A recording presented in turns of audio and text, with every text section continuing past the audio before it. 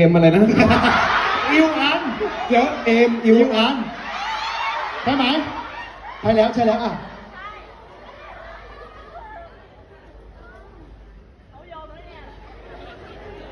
แล้วเดินเข้าไปพูดว่า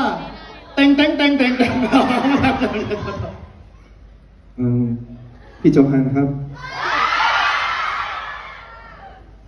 เอ็มยูอันนะ และหมอโจฮันก็หันกลับไปตอบว่า อันยูเอ็ม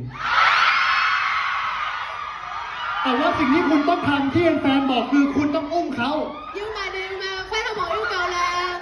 các kia phải đi không? Tế bổng lên ạ. เฮ้ย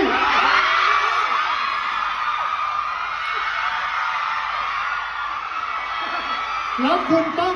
เดินไปรอบพอ3 รอบ Bây คุณเล่น giờ mình phải đi một vòng hội